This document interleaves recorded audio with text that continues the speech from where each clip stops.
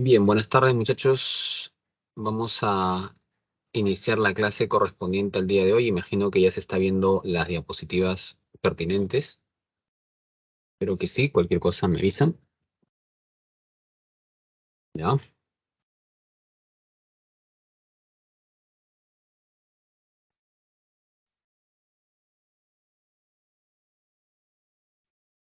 Hola Marco, ¿cómo estás? Ya, empezamos con la siguiente pregunta, ¿no? A ver, coméntame en el chat alguna película que hayas visto y que te haya emocionado mucho, ¿no? ¿Cuál sería esa película?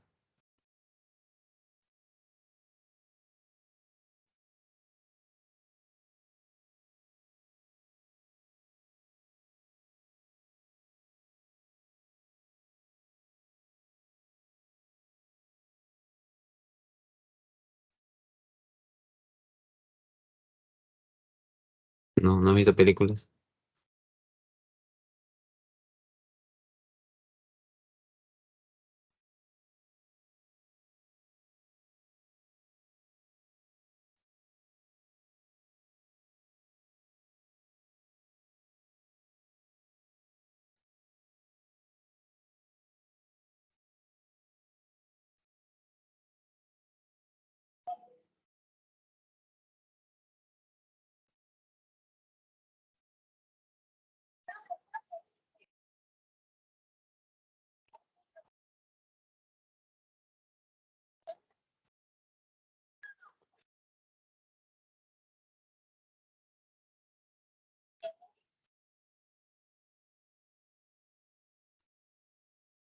Sí, Alessandro, cualquiera, cualquier género.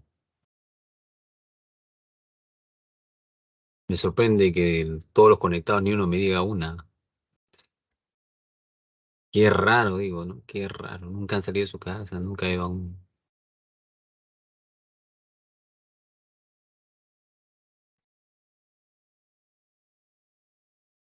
Ahí está, ya están apareciendo las respuestas. Misael dice Interestelar. Miriam, la razón de estar contigo. Shaida, emocionado de felicidad, emocionado tipo termino llorando. Cualquiera que te haya emocionado, sea de uno u otro aspecto, Shaila. Stix dice 500 días con ella. ¿Viste esa película? ¿Qué me estarás hablando? Marieli dice Manos Milagrosas.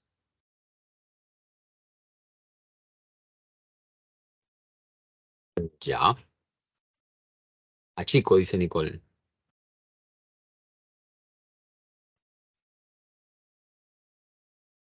Ok. Bien, tenemos ahí algunas, ¿no? Eh, películas que posiblemente hayan hecho emocionar a tus compañeros. Ahí está, siguen apareciendo La ballena, Hasta el último hombre, ese José.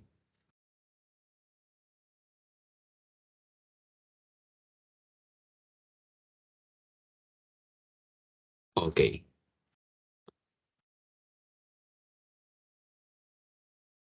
está, hay otro punto para Interestelar por ahí. Bueno,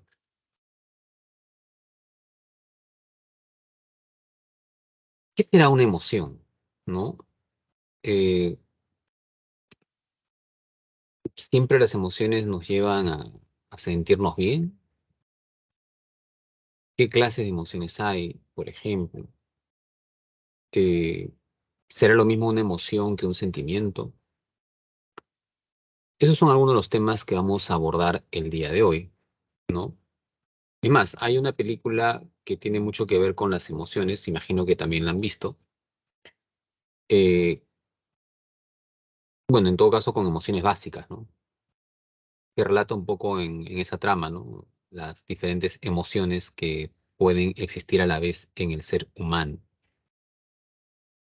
Tenemos momentos de ira, ¿no? De pronto de alegría, de tristeza, ¿no? De miedo, en fin. Y vamos a encontrar también diferentes emociones. El día de hoy vamos a abordar justamente este tema que tiene que ver con afectividad y emociones en su primera parte y en la segunda parte ya lo correspondiente al tema de motivación. ¿Ya? En cuanto a afectividad y emociones, veremos qué es la afectividad, cuáles son las funciones y los componentes de una emoción, cuál es la neurobiología de las emociones, qué es cognición, o sea, cómo se relacionan las emociones a las cogniciones, a los pensamientos, por ejemplo, eh, cómo se expresan o qué teorías hay respecto a la expresión de las emociones, las clases de emociones y también la afectividad en relación al bienestar personal. Y en el tema de motivación, analizaremos qué es la motivación, su definición, en qué consiste el proceso de la motivación, qué clases de necesidades existen, eh, una teoría como la de Maslow respecto a jerarquía de necesidades y también otro planteamiento en cuanto a tipos de motivación extrínseca e intrínseca. Bueno, de eso comprende nuestra clase del día de hoy.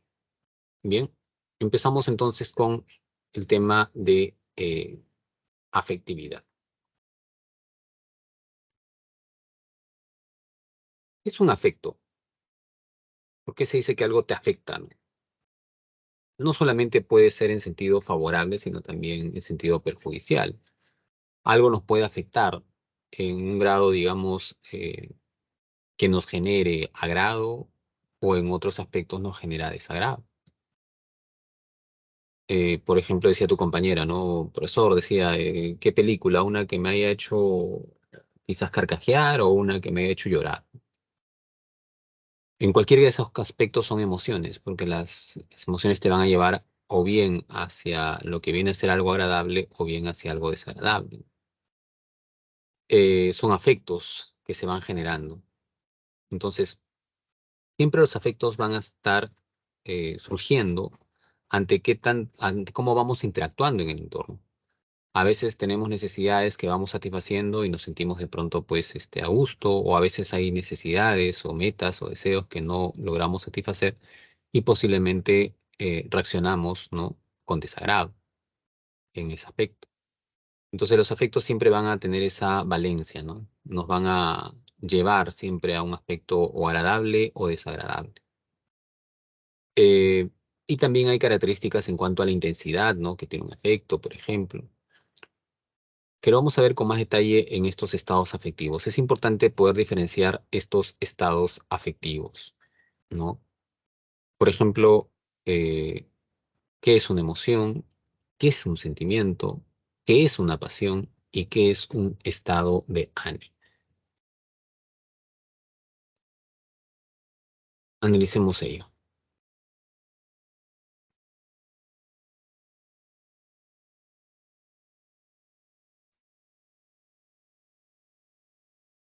A ver.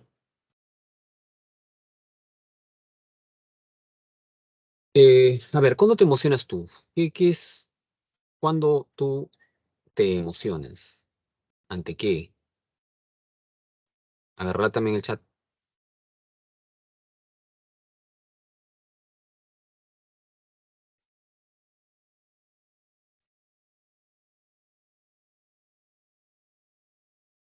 pero tu respuesta.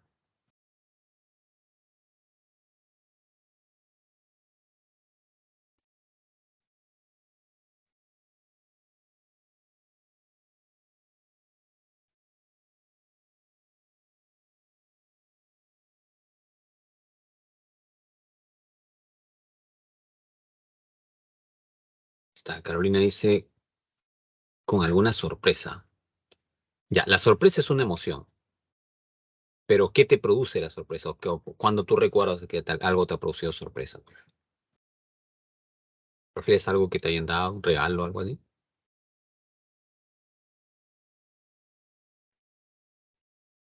Astrid dice, cuando veo a una amiga después de tiempo. Ajá. Shaila, cuando escucho música.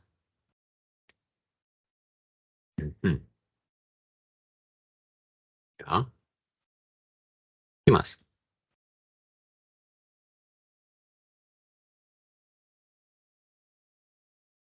Alessandra, cuando veo cachorros, cuando es un perrito pequeño, recién nacido, te emocionas. Elisa, cuando juego con mis amigos.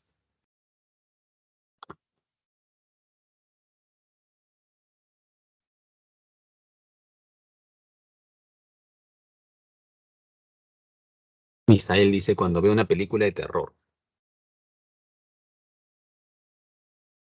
O cuando estás leyendo algo emocionante, Alessandra, cuando leo un libro nuevo. Ya, Cristina nos dice cuando lee un texto nuevo. Bien, ok. Todas estas son situaciones que podrían llevar a emociones. Entonces, ¿a qué nos referimos en afectividad, en psicología, cuando hablamos de una emoción? Hay que tener en cuenta que una emoción es una forma de afecto. Todos los que están acá, las emociones, sentimientos, estados de ánimo y las pasiones, son estados afectivos. Entonces, estos afectos pueden darse bajo estas diferentes maneras. Hay que diferenciarlas conceptualmente. Una emoción, ¿qué implica una emoción? Es un afecto, pero es un afecto repentino. Una emoción generalmente va a ser algo inesperado.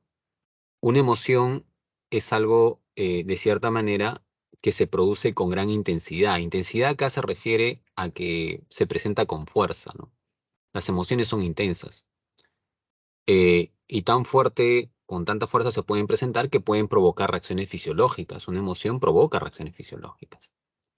Sin embargo, también esas reacciones fisiológicas y esa intensidad es momentánea, es pasajera. Una emoción no va a durar tanto tiempo en ese aspecto, ¿no? Por ejemplo, voy a citar de los ejemplos que ustedes me han dado, vamos a utilizar ahí alguno de ellos, ¿no? Por ejemplo, acá dice Astrid, ¿no? Dijo, cuando veo a una amiga después de tiempo, ¿no? Imaginemos que, a ver, Astrid, eh, ¿tú acabas de salir del colegio o ya has salido hace regular tiempo?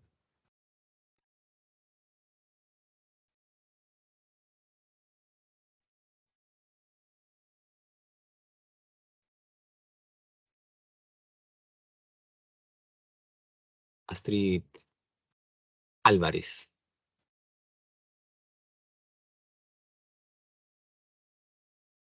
Ah, estás en el colegio.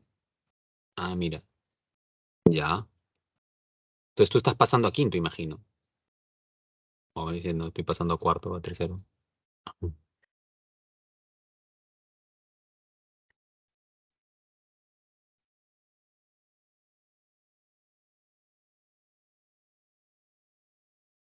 Bueno, es posible, imagino, ¿no? No sé si será así, pero ¿qué pasa si, por ejemplo, ella tiene una gran amiga en el colegio, pero que no se suelen ver, cuando están de vacaciones, no se suelen ver con frecuencia, ¿no? ¿Y qué pasa si durante estas vacaciones, quizás que ya tiene el colegio, algún día, algún fin de semana quedan en verse, o quizás inesperadamente se cruzan por la calle, ¿no? Pues es posible que en ese momento Astrid, al ver a su amiga, ¿cómo va a reaccionar? ¿Cómo reaccionan dos amigas cuando no se ven después de tiempo? Ah, hola, así no me dices. No creo, ¿no? Las chicas, sobre todo, que son más efusivas, toda la cuadra se entera, ¿no? Gritan, saltan, se abrazan, ¿no? Ahora, ¿pero cuánto tiempo estarán gritando, abrazándose, saltando? ¿Un año estarán así? ¿Un mes? ¿Una semana? ¿Un día estarán ahí? No, es ese momento. Por eso se dice que la emoción es pasajera, ¿no? Porque evidentemente es efímera, es ese momento, ¿bien? Pero se presentó con fuerza, por eso es intensa. Entonces, una emoción tiene esas características, ¿no? Se presenta con gran intensidad, pero tiene breve duración, ¿ya? Entonces, cualquier condición, situación que genere estas reacciones va a estar ligada a una emoción. ¿Qué es un sentimiento? ¿No? Cuando hablamos de un sentimiento,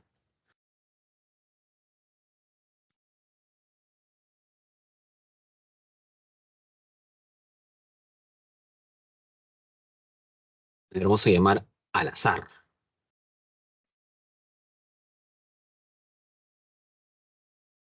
Ariana Cori está por ahí.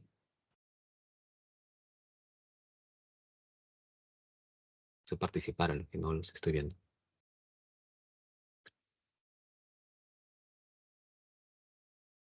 Ariana Belén Cori.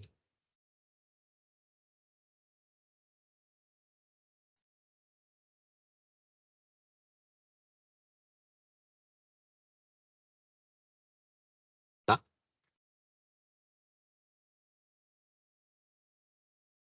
¿No? ¿Ha salido?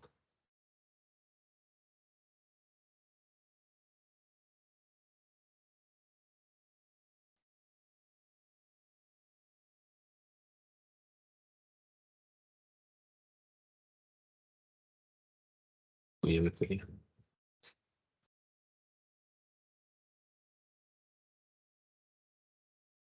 Ariana, ¿estás por ahí o no? Aquí me contestó todavía.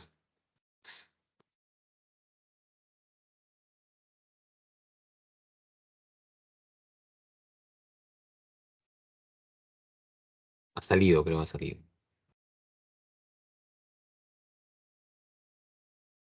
A ver, Miriam Sagaceta, ¿se encuentra?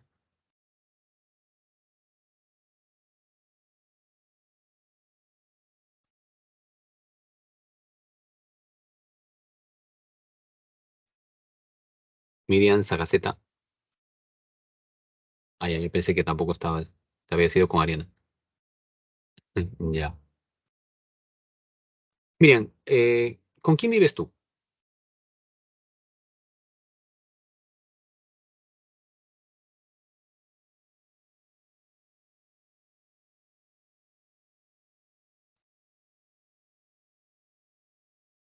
Papá, mamá y hermana. Ya. Eh, si yo te dijera que pusieras como en una especie de una escalera, ¿a quién de ellos quieres más? ¿Quién estaría, digamos, en el peldaño más alto? O sea, ¿a quién quieres más tú? ¿Papá, mamá o hermana?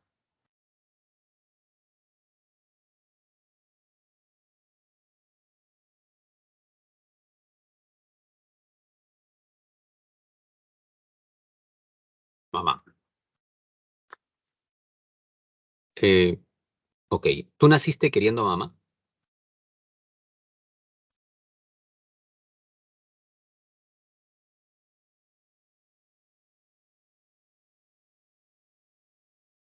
Ah, lo aprendiste. ¿Y cuánto tiempo llevas queriendo a mamá?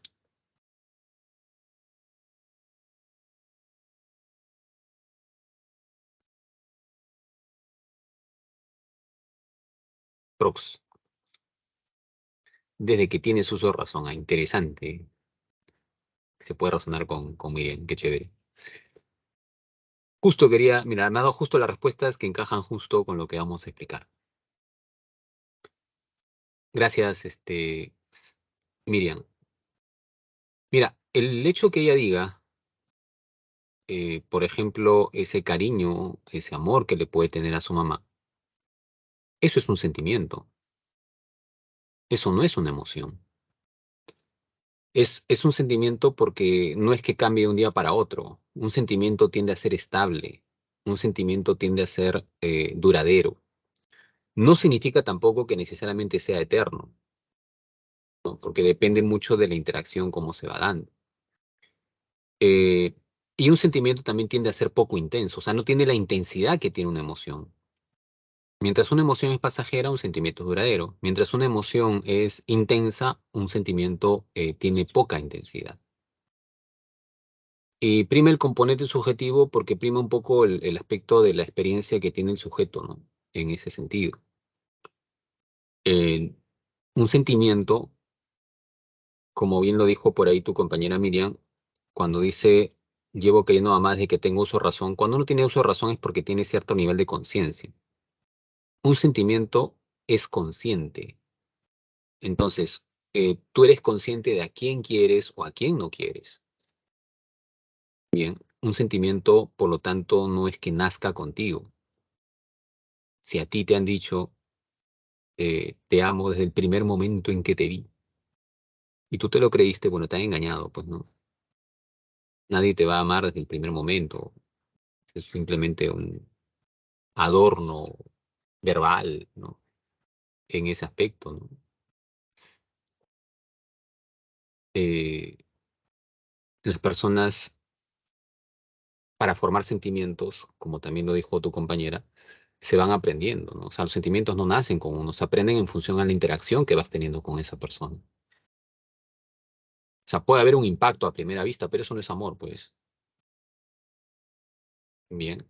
El aspecto del sentimiento es algo que se va formando, se va desarrollando, porque es consciente, porque tiene que ver con interacciones, porque implica aprendizajes en ese sentido. Entonces, tener en cuenta, ¿no? Eso cuando se habla de un sentimiento, ¿ya? Diferenciarlo de esa forma de emoción. Y también en tu vida que no te engañen, pues, ¿no?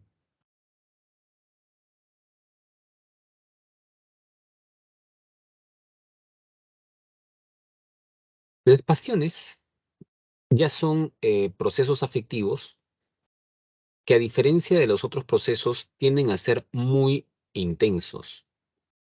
Es tan, bueno, así como la emoción es intensa, la pasión también es intensa. Pero una diferencia ahí sería que mientras la emoción es pasajera, las pasiones son duraderas. Una pasión, por si acaso, no es algo que presenten todas las personas. Hoy día se escucha, bueno, que muchos jóvenes hablan de más a veces, ¿no? Y hay algunos que dicen, no, yo soy apasionado por tal, tal y tal cosa, ¿no? Mentira, pues, porque si uno tiene una pasión, no se da hacia varias cosas. Eh, una persona que esté apasionada por algo, ese algo pasa a ser lo más importante en su vida. La persona que está apasionada es capaz de dejarlo todo por el objeto de su pasión. Si su pasión es el deporte y, por ejemplo, le ofrecen una posibilidad de entrenarse en el extranjero, la persona no lo va a pensar dos veces, ¿no? Deja familia, deja de pronto pareja, en fin. Básicamente, pues, esa actividad abarca todo para él o para ella. La persona que experimenta una pasión, pues, se siente absorbida por esa pasión. Y no es algo, pues, efímero, o sea, no es flor de un día, ¿no? Es algo que tiende a ser estable, duradero. Y así como hay pasiones que favorecen el desarrollo, también hay pasiones que perjudican, ¿no? Por ejemplo, una persona se puede apasionar por una droga y también la droga termina absorbiéndolo. Entonces ahora, pues, la persona ya, si estaba trabajando, de pronto comienza a faltar al trabajo, ¿no? Comienza de pronto a disminuir su productividad, ¿no? En ese aspecto, deteriora sus relaciones. Entonces, puede pasar eso, ¿no?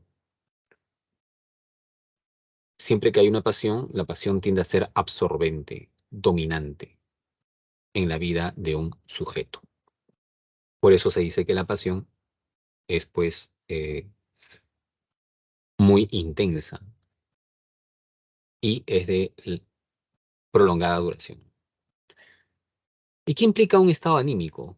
Cuando sale un estado de ánimo ya estamos hablando de cierta manera de algunos procesos, o un proceso, mejor dicho, afectivo, pero que no se da necesariamente de manera, o sea, no necesariamente surge ante un evento externo. Un estado de ánimo implica ese tono afectivo que predomina en ti cierto tiempo.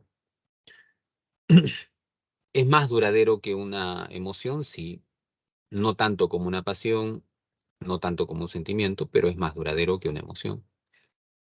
Es poco intenso porque no se presenta con la fuerza que se presenta una pasión o con la fuerza que se presenta una emoción. Por ejemplo, un estado anímico implicaría el tono afectivo que predominó en ti, hoy día de pronto con qué humor te levantaste, ¿no? Algunos de pronto se han despertado con buen humor y no es que te haya pasado nada extraordinario, o sea, no es que hayas, no sé, que te haya pasado algo en tu vida, ¿no? Simplemente te despertaste y amaneciste de buen humor. y ese buen humor te acompaña gran parte del día, ¿no? Entonces, esto es estado anímico. O puedes pasar lo contrario, ¿no? Que de pronto te despertaste y te despertaste con un mal humor, y no es que alguien te haya hecho algo, te haya fastidiado, ¿no? Pero ya te despertaste así, malhumorado o malhumorado. Entonces, esos son aspectos ligados a estados de ánimo, ¿no? En cualquier caso, todas esas son variantes de los afectos, las emociones, los sentimientos, las pasiones y los estados de ánimo. Hasta allí, ¿alguna duda, alguna pregunta?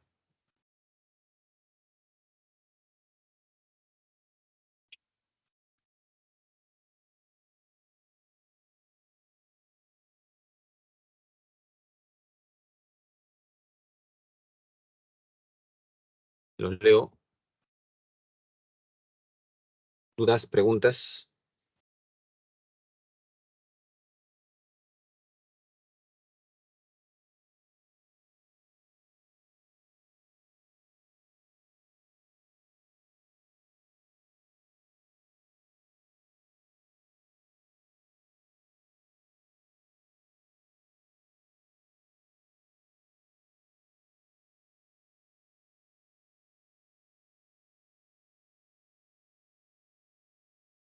Ajá, buena pregunta, Shaila.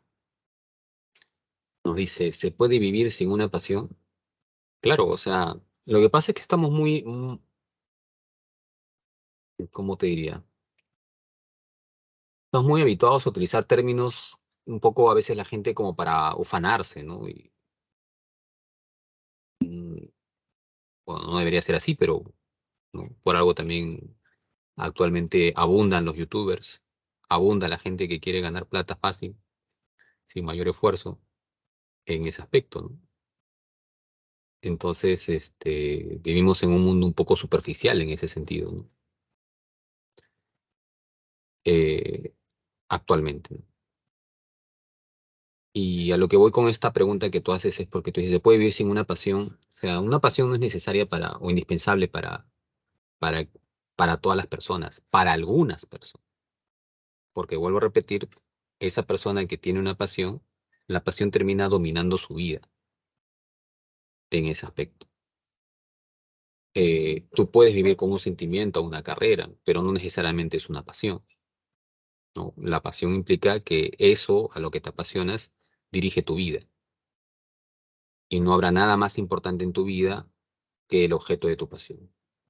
Entonces, y como decíamos, pues puede llevarte por un aspecto de mayor valoración social o a veces también por un aspecto de rechazo social, ¿no?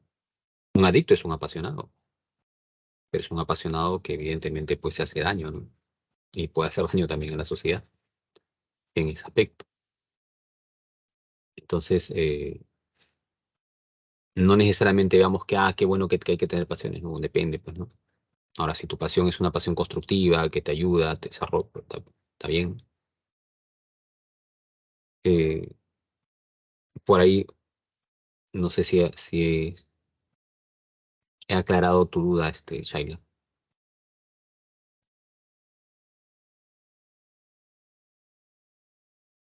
Ojo, no confundir esto con decir, entonces no tengo que tener motivos para vivir. No, eso es distinto, es otra cosa, ¿no? No puede tener motivos para en su vida, cosas que le den importancia en su vida, pero eso no significa necesariamente que uno tenga una pasión. ¿Se entiende? La pasión implica ya un grado un poco más extremo, ¿no? Que va a involucrar a la persona en muchas cosas.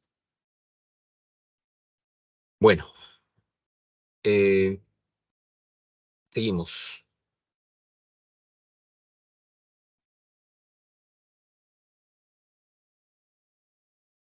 Vamos a ampliar ahora sobre las emociones, ¿ya? Las emociones, o sea, lo que es el proceso más estudiado y a ese proceso nos vamos a dedicar a explicar un poco más. Una emoción tiene funciones, o sea, cumple funciones como la función adaptativa, ¿no? Por ejemplo, esa imagen que tú ves ahí, esta de acá, ¿qué representa? Esta persona que de pronto está, al parecer, ¿no? Huyendo del tigre, ¿no? ¿Qué emoción está atendiendo acá?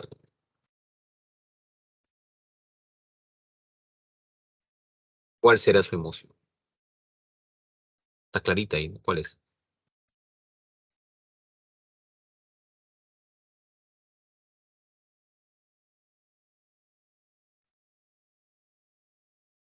Miedo, claro, tiene miedo, ¿no? El miedo es una emoción. Ahora, ¿el miedo es adaptativo? Sí. ¿Por qué? Porque si tú no tuvieras miedo, no advertirías el peligro. Entonces, esa persona, por ejemplo, ante esa situación se pone alerta, se pone en peligro, o sea, advierte el peligro y entonces trata de huir para poner a salvo su vida. Y de esa manera mantenerse, pues, sobreviviendo, ¿no? Entonces, las emociones tienen un rol adaptativo en ese aspecto, tienen esa función adaptativa. Las emociones también cumplen un rol motivacional. Las emociones ayudan de pronto. ¿Cómo estás tú cuando estás bastante alegre? ¿Cómo está tu motivación? ¿Cierto, no? Que estás pilas con energía, ¿no? En ese aspecto. La alegría, que es una emoción, ¿no? Va a llevar a que la persona esté mucho más motivada quizás hacia algunos aspectos, ¿no? Pero ¿qué pasa si algún día de pronto, por alguna razón, estás bastante triste?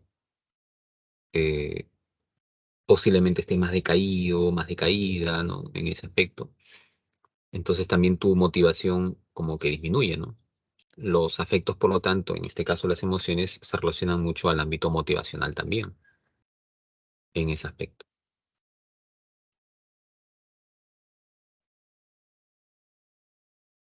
Y también las emociones cumplen un rol social, ¿no? ¿A qué se refiere con que cumplen un rol social? Eh, las emociones permiten o facilitan la interacción, ¿no? Por ejemplo, ¿qué observas ahí en, en esa imagen que justo se está señalando?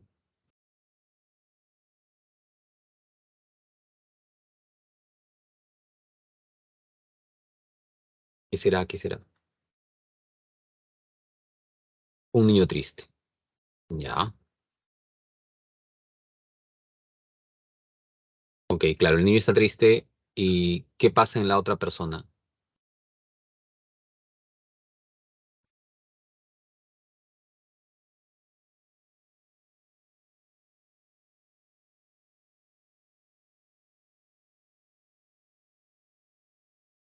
O sea, ya no en el niño, sino en la otra persona. Lo está consolando. Lo está consolando porque se conmueve, ¿no? Emocionalmente. Entonces, una emoción eh, puede ser también leída, si se quiere, figurativamente hablando. Y si una persona sabe leer emociones, también eso va a facilitar su interacción social, ¿no? Hay gente que lee mejor las emociones que otra, también eso es algo que de pronto es verdad, ¿no? O sea, no todos leen igual las emociones. Hay gente que rápidamente se da cuenta si una persona está triste o no tanto, ¿no? Y más allá de eso, si la persona se da cuenta, puede llevar a que la persona también apoye a esta otra persona que está triste, ¿no? Entonces esa emoción está cumpliendo un rol eh, social, ¿no? De interacción, facilitando una interacción. Ahora, si una persona no sabe leer bien las emociones, bueno, pues no, quizás está ahí y encima lo fastidia al pobre niño que está llorando, ¿no? Entonces, hay gente que no lee pues, bien las emociones, ¿no? Por ejemplo, yo no sé si ustedes se dan cuenta eh, si el profesor se amarga cuando no le contestan las preguntas que hace,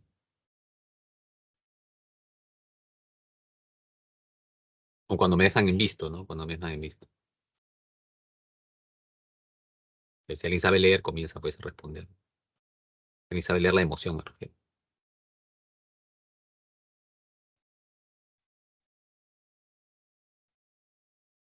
Bueno, entonces las emociones cumplen estas funciones, ¿no? Adaptativa, motivacional y social.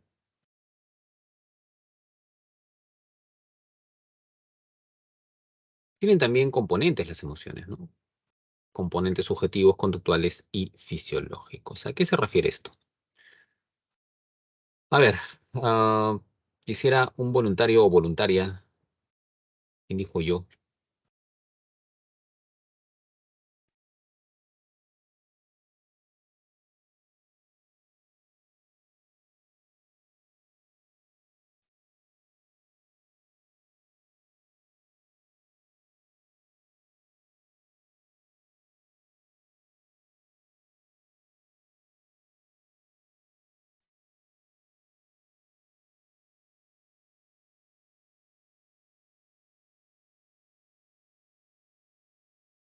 Ahí está, Shaila Mora. Ok, Shaila, ¿puedes prender tu audio? Si seas tu cámara también, pero por lo menos tu audio.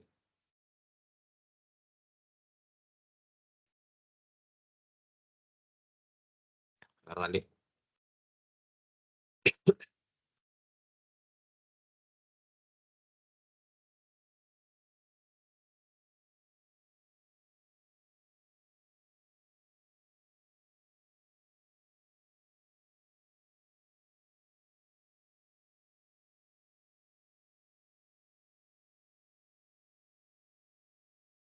Todavía no.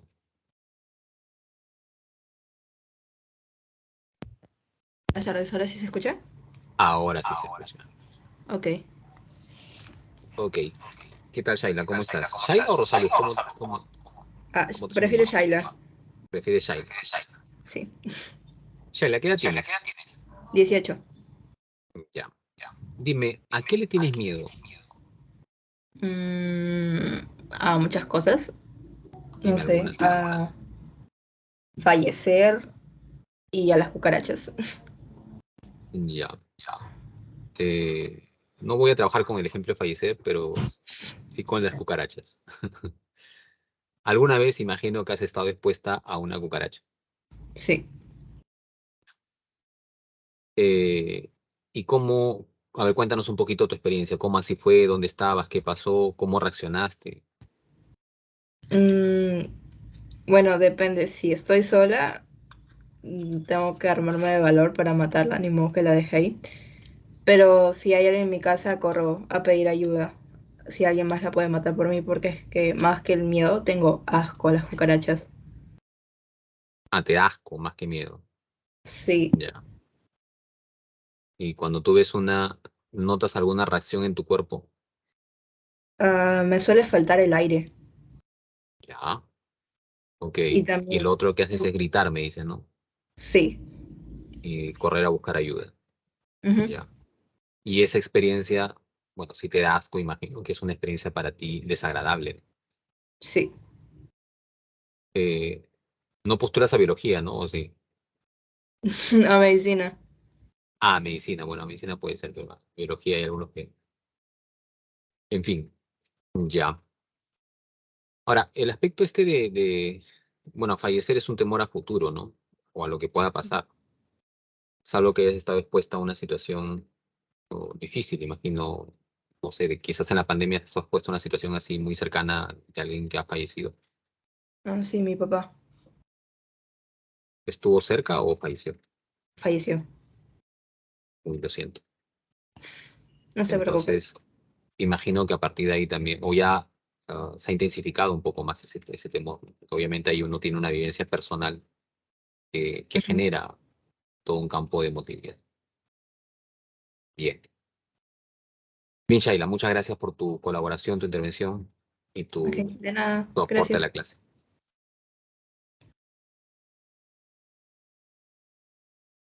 A ver, mira, vamos a trabajar con el ejemplo de la cucaracha que dijo tu compañera Shaila.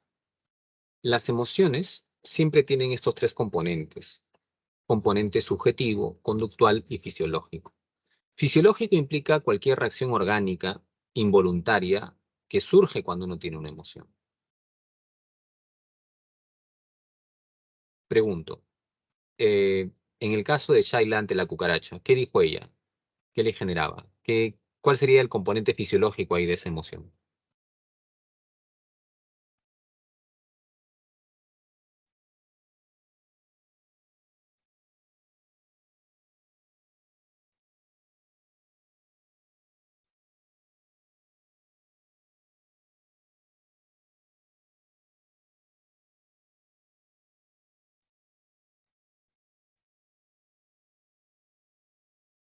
Hipoventilación, dice Misael.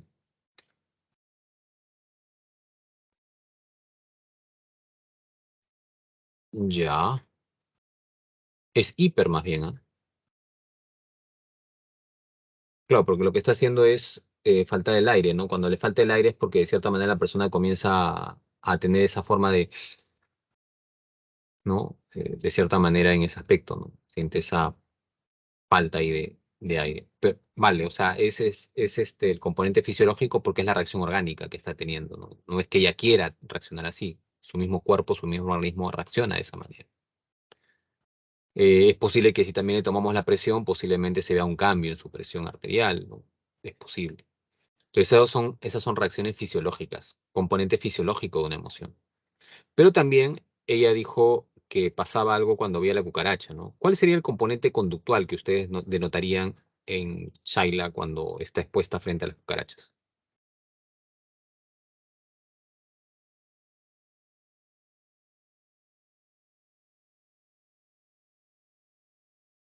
Lo dijo, ¿ah? Sí lo dijo. ¿Cuál sería? ¿Cuál es el componente conductual en el caso de ella cuando está expuesta ante a una cucaracha?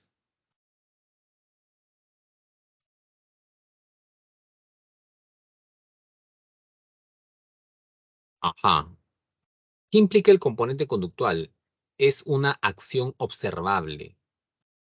Entonces, ¿qué es lo que se podría observar si es que tuviéramos con Shaila en el momento en que está frente a una cucaracha, ¿no? Que ella de pronto va a gritar, que ella va a buscar ayuda, va a correr, ¿no? Entonces, ese correr, ese gritar son conductas. Una emoción se va a expresar en conductas también. Incluso habría que ver su rostro, ¿no? La parte gestual posiblemente también va a denotar una emoción.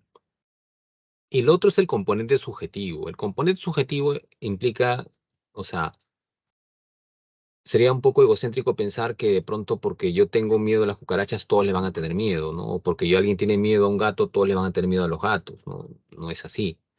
Eh, Esto está sujeto más al componente subjetivo, ¿no? Las emociones tienen ese componente subjetivo en el sentido de que lo que para unos les genera, o sea, una misma situación o un mismo estímulo, a algunos les puede generar una emoción con un valor favorable, agradable, y a otros una emoción con una connotación desagradable. En el caso de Shaila es claro, ¿no? Si le presenta, se le genera hasta asco, la emoción para ella de ver una cucaracha es totalmente desagradable. Pero no a todos le da miedo las cucarachas o no a todos le da asco, ¿no?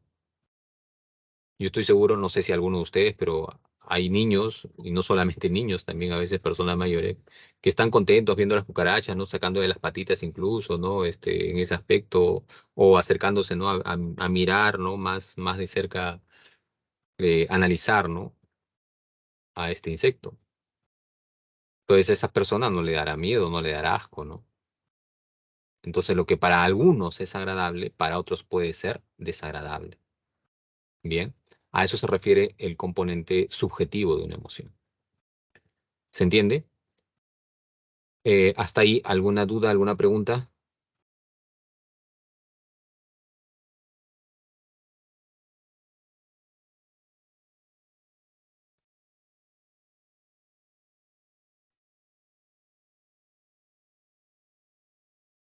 Chicos, estamos en clase, ¿ah? ¿Qué ha pasado? Los noto lentos en reacción. O es mi equipo que está lento.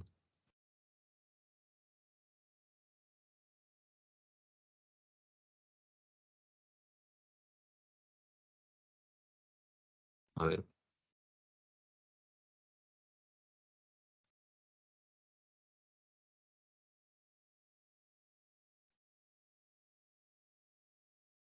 creo que son las dos cosas, ¿ah?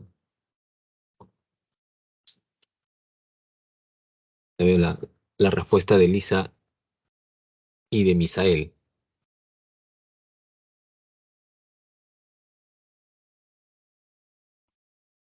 Ya, sigamos.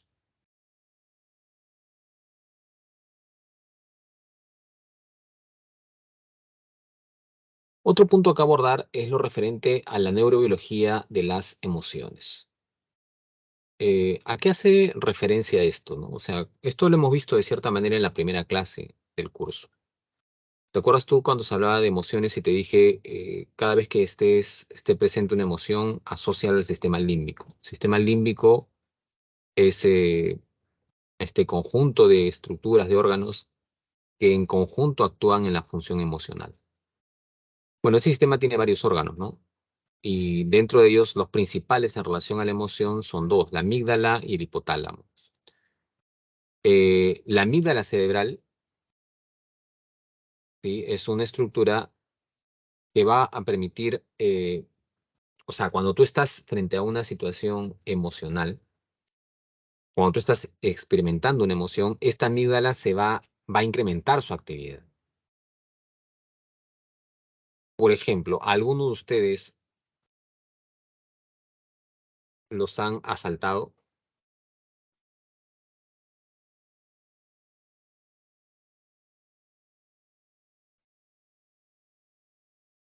¿No? ¿A nadie?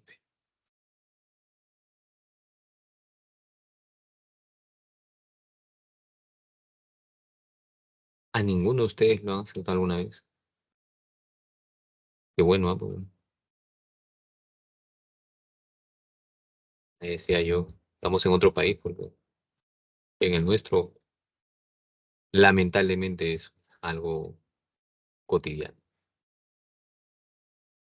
Ya, por ejemplo, ahí Elisa afirma que sí, José también.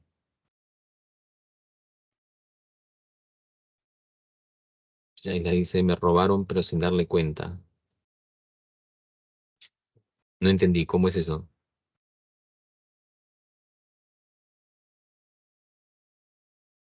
Ah, no te asaltaron entonces, porque no te encañonaron, ¿no? O sea, te robaron, pero no te diste cuenta ya. Pensé que no habías dado tu cuenta de banco o una cuestión así. Ya, ok. Ya, por ejemplo, Lisa nos dice que a ella la han asaltado. Entonces, yo imagino que ante ese asalto ella ha tenido miedo, ¿no? Lo más lógico. Eh, Cuando una persona experimenta miedo, la amígdala cerebral, eso también es importante, ¿ah? No vas a decir, profesor, este es la amígdala, yo no tengo amígdalas porque me han operado de chiquito. No, no se refiere a las amígdalas de acá, ya, se refiere a amígdalas en el cerebro. Eh, bueno, tampoco lo sintió. Dice, o sea, bueno, no te han asaltado, te han robado, entonces Elisa, ¿no? Cuando vi ya no había mi celular. Ya, en todo caso ahí, cuando te diste cuenta que no estaba tu celular, también experimentaste una emoción posiblemente, ¿no? Ya de cólera, ¿no? De frustración en ese momento posiblemente. Entonces, ¿qué va a pasar ahí? Que la persona cuando experimenta una emoción, la amígdala está activándose en ese momento, ¿no? Está ahí muy, muy activa. Y también cuando recuerdas ese incidente, va a generar cambios muy parecidos en esa misma zona. Pero también ocurre que cuando uno está emocionado, como esto es todo un sistema, se interconecta y entonces esta amígdala se va a interconectar con el hipotálamo. Y este hipotálamo, si tú recuerdas, también de cierta manera eh, controlaba el sistema nervioso autónomo. Y el sistema nervioso autónomo tiene que ver con las reacciones, la activación fisiológica del organismo. Es por esa razón que cuando tú tienes una emoción, siempre va acompañada de cambios fisiológicos. No es que solamente estoy triste, ¿no? O sea, va a haber cambios fisiológicos asociados ahí. No es que solamente tengo miedo, va a haber cambios fisiológicos, ¿no? Aumento del ritmo cardíaco, sudoración, por ejemplo. Todos esos cambios fisiológicos están siendo activados por el hipotálamo. ¿Pero por qué? Porque se ha conectado con la amígdala cerebral mientras tú tenías la vivencia emocional, en este caso la experiencia de que te roben o te asalten, ¿no? Ahora, el córtex prefrontal es otra zona también importante en las emociones, pero ya cuando se habla de control emocional. Ante una situación de cólera, una persona con, digamos, que pueda controlar su emoción, estará activándose el área prefrontal del cerebro, ¿no? Esa zona. Ahora, si la persona tanta es su emoción que no controla, va a tomar posiblemente malas decisiones en ese aspecto, que es lo que le pasa a veces a algunos chicos cuando están demasiado ansiosos en un examen.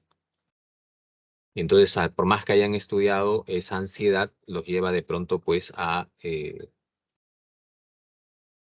bloquearse, o sea, se olvidan de las cosas, ¿no? De lo que han estudiado, por ejemplo. Entonces, eso es cuando no hay digamos, la parte amigdalar está con tanta fuerza que ya anuló la parte prefrontal.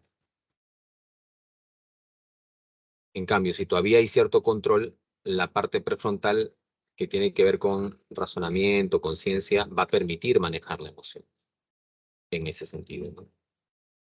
Bueno, eso cuando se habla de las áreas neurobiológicas en relación a las emociones.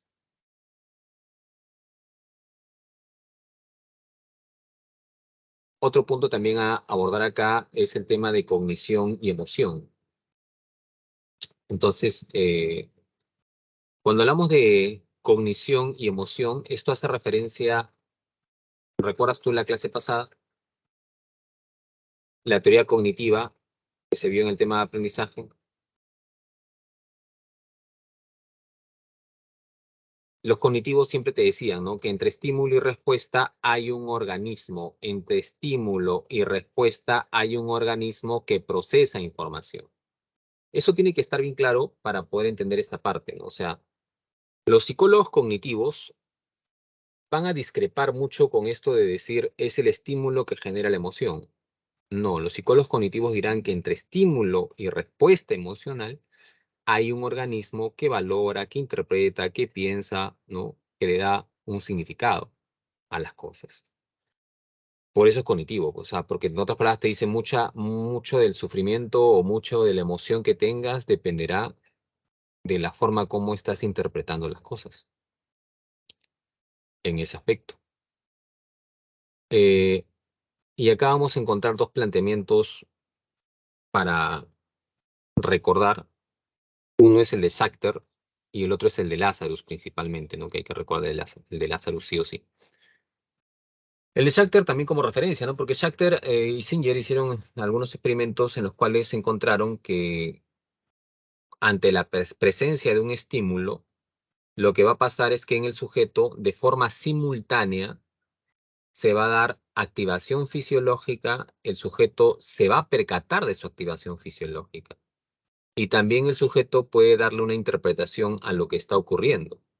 Y producto de esta suma, si se quiere, de esto que se ve en paralelo, es que surgirá con mayor intensidad una emoción. Por ejemplo, lo que queríamos ejemplificar hace un rato, ¿no? El asalto. No un robo, ¿ah? O sea, el robo te sustrajeron algo, ¿no? En fin, pero quizás no te diste cuenta ya hasta después de tiempo, ¿no?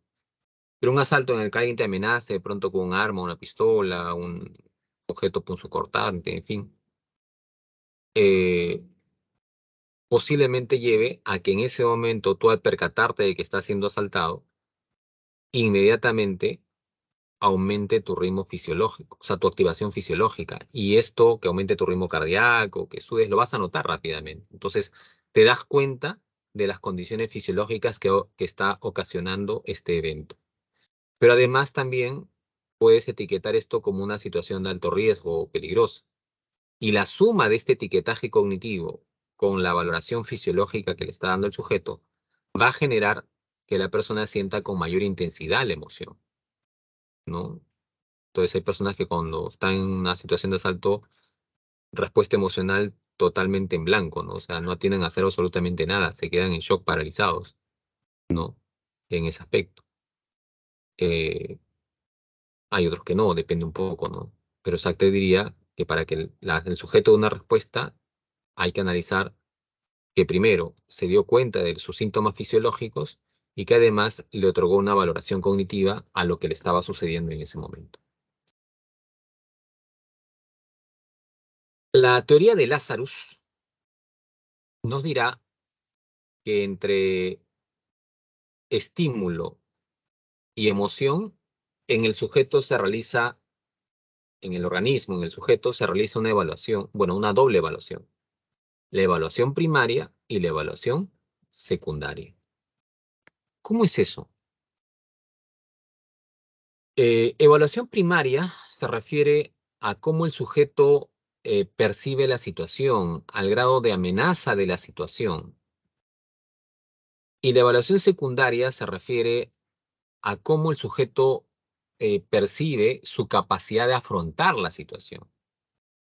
O sea, la evaluación primaria implica evaluar la situación y la evaluación secundaria, evaluarme a mí cómo estoy afrontando, qué tan capaz puedo ser de afrontar lo que me está pasando. Y producto de esas evaluaciones es que surgirá la emoción en mayor o menor intensidad. Por ejemplo, ¿quién de ustedes eh, ha dado ya un examen de admisión?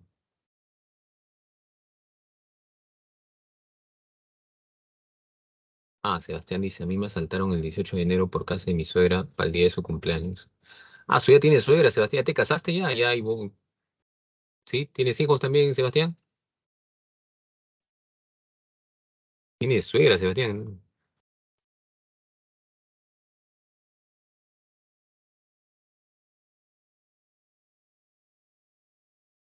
Ah, Sebastián dice, yo creo que fue mi suegro el que... Ah, ¿crees que tu suegro te ha asaltado para que no vayas a la casa de ellos? Para que dejes a su hija, ¿ves?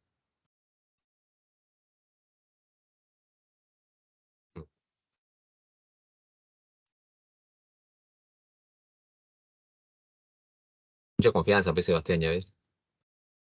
Tiene ahora. Ahora le pregunto cuánto enamorado tiene, me dice un mes, y ya le está llamando suegro ya.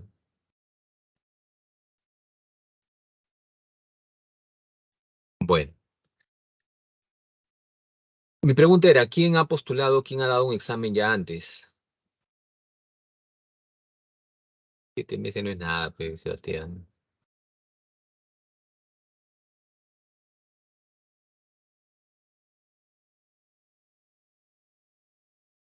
No es que no sea nada, pero bueno, es poco tiempo. Rosaluz. Ajá, Rosaluz ya postuló. Bueno, Shaila, ¿no? Shaila. Sorry, Shaila, ya me acordé que te gusta más que te digan Shaila. Shaila ha postulado. ¿Quién más ha postulado?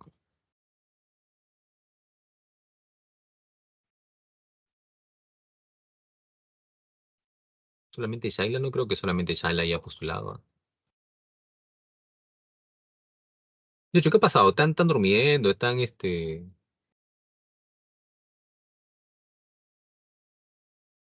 han desgastado? ¿Se han amanecido? ¿Ha habido examen ahora? ¿Qué ha pasado? Que los veo así como que, salvo unos cuantos que están participando. Pero a mí me gustaba esta aula porque era muy participativa y no sé qué ha pasado hoy día.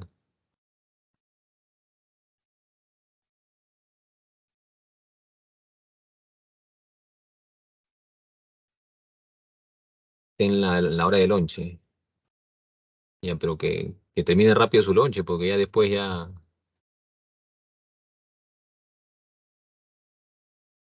va a ser muy tarde cuando yo sigo preguntando y me siguen dejando en visto. La paciencia tiene un límite, muchachos.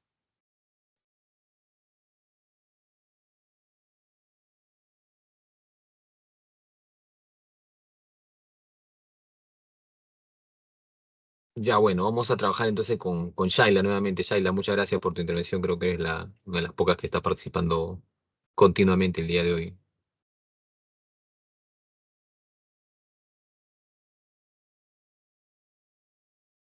A ver. Eh, ¿Cuánto estuvo tu nivel de ansiedad, de nerviosismo el día que diste tu examen, Shaila? Ponme en el chat, por favor, del 1 al 10.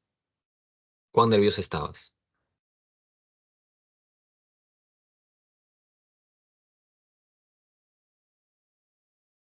8, ya. 8 es nivel alto de ansiedad, ¿no? Ahora, la pregunta sería, ¿todos en el examen han tenido un nivel 8 de ansiedad? ¿A todos los postulantes están así de nerviosos? Posiblemente no.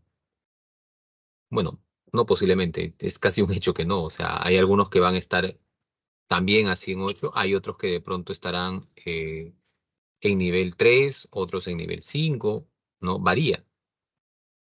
Pero la pregunta es por qué si el examen es el mismo. Entonces los cognitivos darían esta explicación, ¿no? En caso de la teoría de Lazarus, ¿no? Darían esta explicación.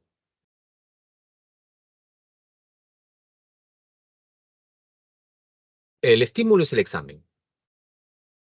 La emoción en este caso es la ansiedad o el miedo, ¿no? Pero ¿de qué depende que algunos tengan mayor o menor temor? Depende mucho de esto de acá, de las evaluaciones, tanto primarias como secundarias, de las cogniciones que se dan en ese sentido. Entonces, ¿qué pasa si, por ejemplo, un estudiante, un postulante, eh, evalúa la situación, ¿no? Primero, evalúa de pronto y dice, ¿no? Ah, el examen de San Marcos es tremendamente complicado, es muy difícil, me han dicho que es muy difícil, ¿no? Entonces eso ya le va a generar un poco de ansiedad. Pero si además esta persona todavía no confía en sus capacidades, quizás porque puede ser algo real, quizás si ha salido del colegio y me doy cuenta que todavía me falta mucho conocimiento, entonces obviamente no me voy a sentir seguro, no me voy a sentir, digamos, con buena autoconfianza respecto a mis conocimientos. Y eso va a llevar, ese aspecto de no sentirme con capacidad de afrontar este evento, evaluación secundaria, me va a llevar a que de pronto tenga una emoción más alta, pues, ¿no? O sea, un nivel de ansiedad en este caso, o de temor más alto. Entonces, mucho depende acá de ambos aspectos, ¿no? En cuanto a evaluación. O sea, para Lazarus es muy importante entender que en una emoción hay que analizar cómo está la evaluación primaria y la evaluación secundaria que está haciendo el sujeto, ¿ya? Bueno, eso en relación a lo que viene a ser esa teoría cognitiva de las emociones. Sigamos avanzando.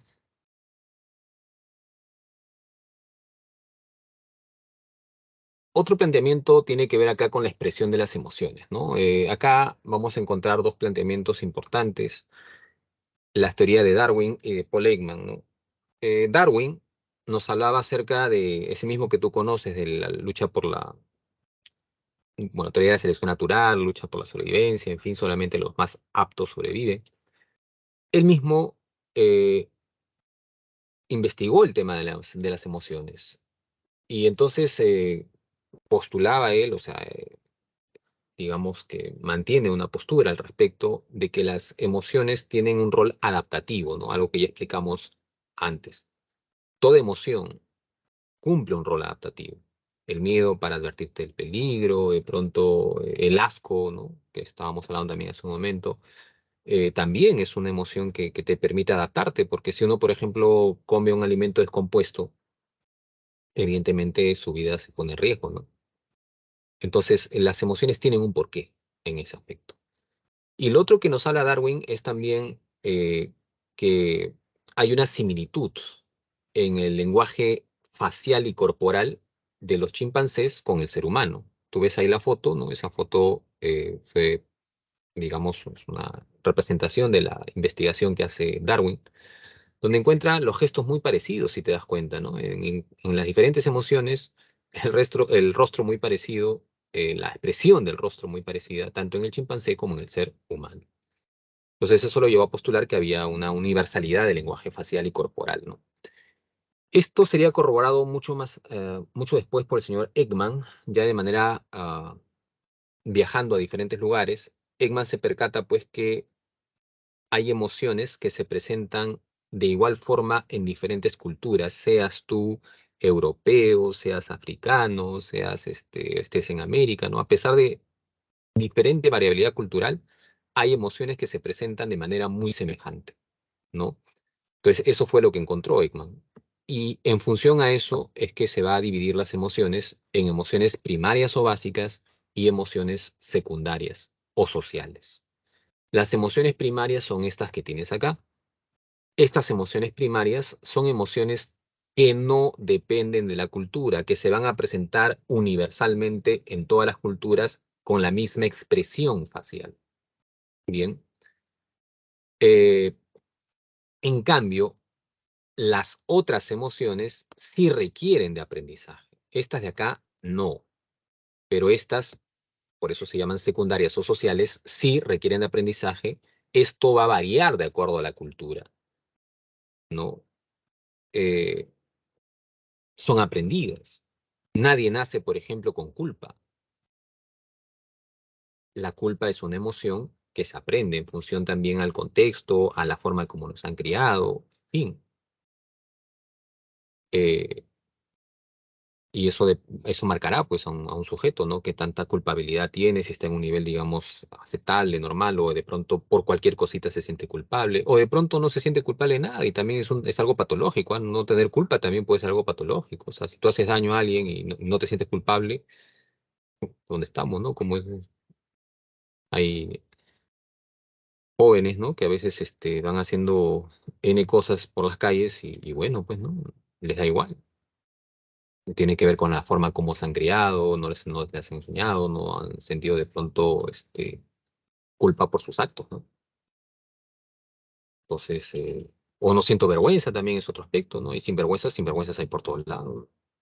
Gente que se orina en los árboles, ¿no? En la puerta de una casa. Y todavía te le reclamas y todavía te dicen, no, la calle es de todos, te dice. No, a ver, yo me voy a morir en tu casa a ver cuál es tu respuesta, ¿no?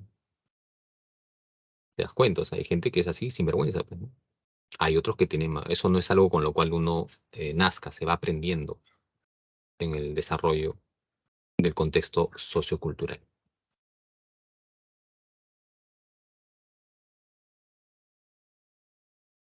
Ahí está, por ejemplo, Shaila que hizo el último comentario, ¿no? Los que pagaron en esto que fue a veces, bueno, lamentable, ¿no? Pero se dio de algunas personas eh, involucradas en esta mafia de los exámenes de admisión.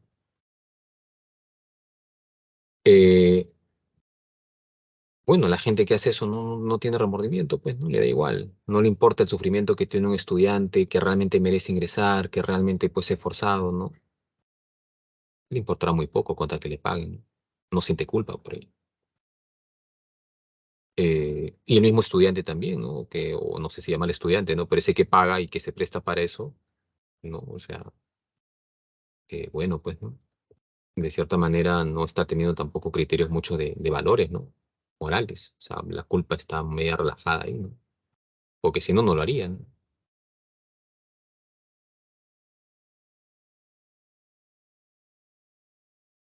Eh, Otro punto acá también es lo relacionado a la afectividad y bienestar personal, ¿no? El aspecto de los afectos puede contribuir a que nos sintamos mejor, o sea, que una persona se sienta, todo te dice, ¿no? Bienestar, que se sienta bien consigo mismo. Y acá tiene que ver mucho el campo de la autorregulación emocional con sus componentes.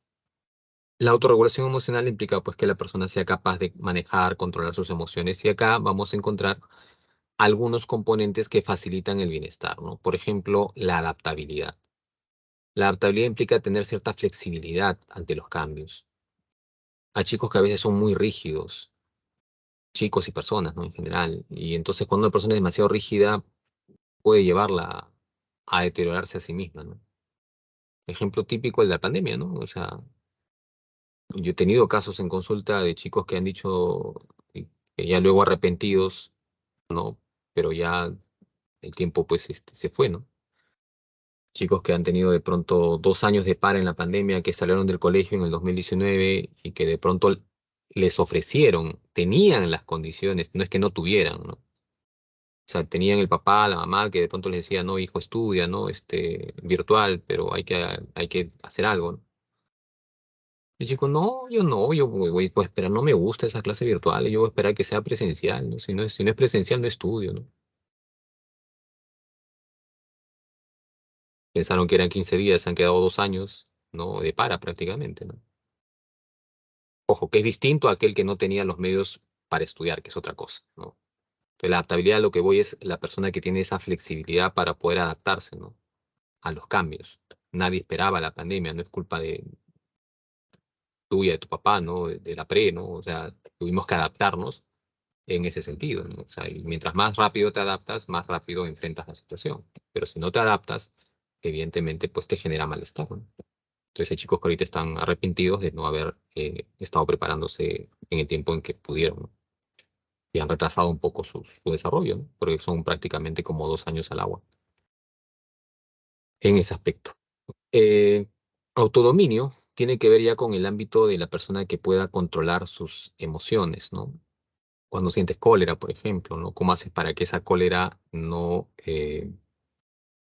te altere en gran medida, ¿no? Por ejemplo, a mí, soy sincero y se los digo, me da algo de cólera cuando un estudiante, sobre todo cuando en clases virtuales, ¿no? Tengo 30, 40 estudiantes y solamente 2 o 3 participan, ¿no? Entonces digo, ¿para qué se conecta el resto? Pues no, o sea, le preguntas, no responde, etcétera, etcétera. A veces puede ser, ¿no?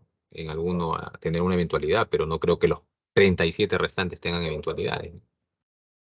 Sino que algunos simplemente les llegan. Entonces eso es, da un poco de incomodidad. No te voy a decir que no voy a ser hipócrita en decirte no me incomoda, sí me incomoda, ¿no?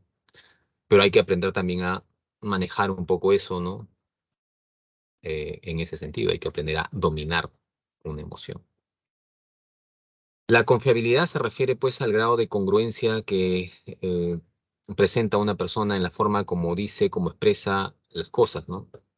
Y lo que hace sobre todo. Entonces una persona que tiene inteligencia emocional generalmente va a inspirar más confiabilidad.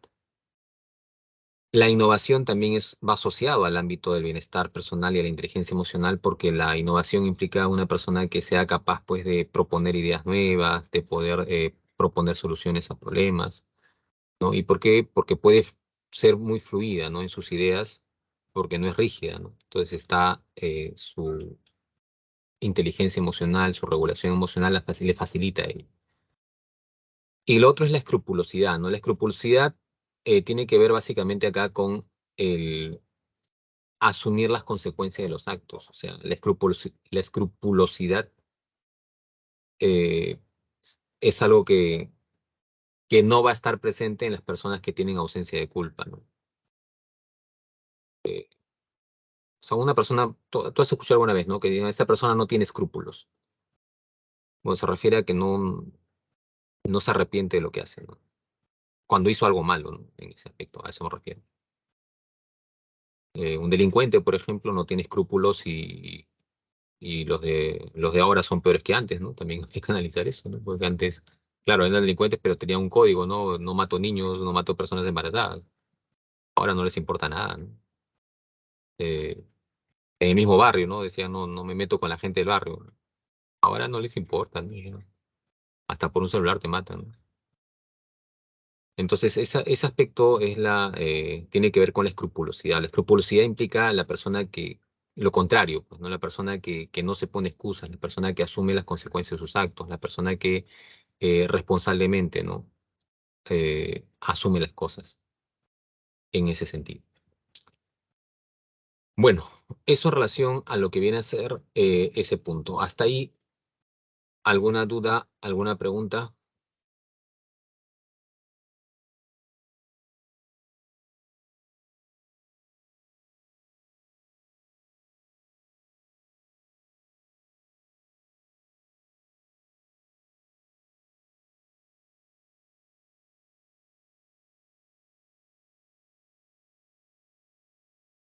Ya, bueno, son 7:25, ¿no? Tenemos 35 minutos aprox. Ya.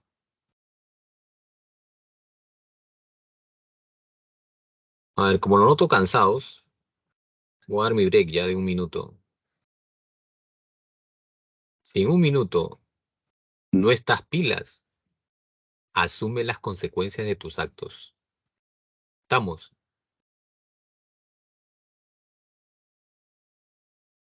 1 minuto.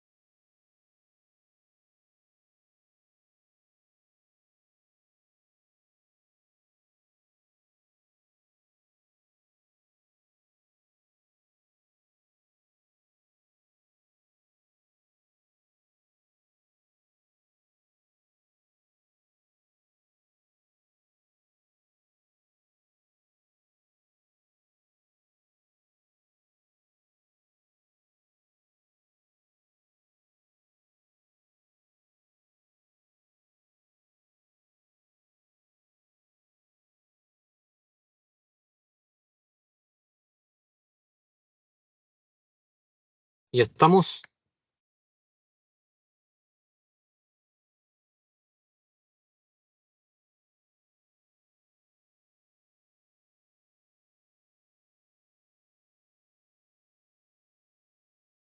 ya estamos.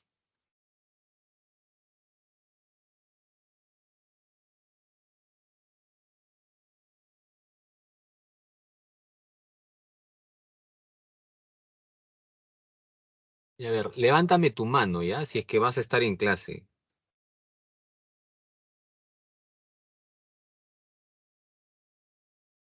Y que estás solamente de pantalla, te voy a agradecer que mejor mires la grabación y punto, ¿no?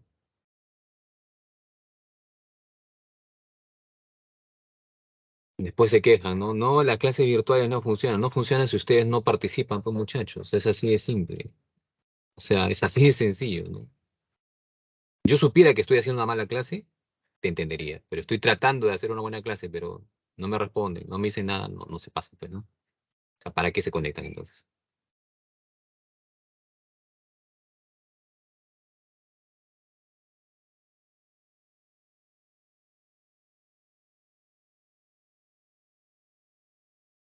A ver,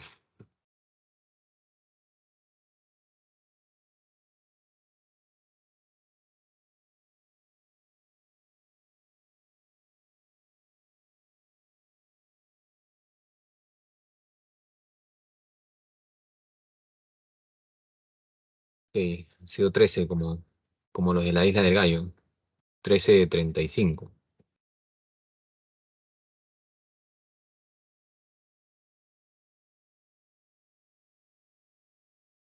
Bueno, al menos ojalá participen los que han levantado su mano. Lo demás ya no, simplemente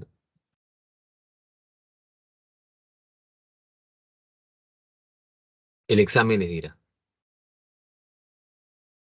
A ver, seguimos, ¿ya? Vamos ahora con lo que viene a ser el tema de que continúa, ¿no? En este aspecto. ¿Qué nos motiva, qué nos mueve a esforzarnos todos los días, ¿no? Por ejemplo, ¿tú por qué estás acá?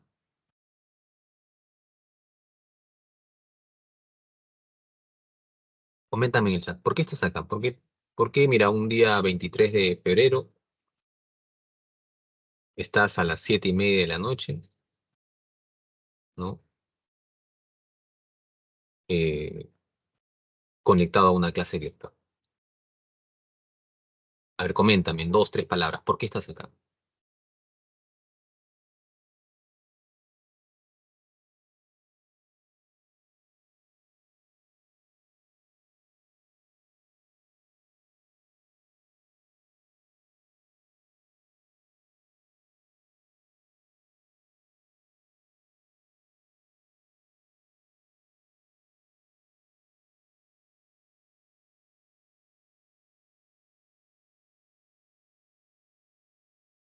Ahí está, despertaron por fin.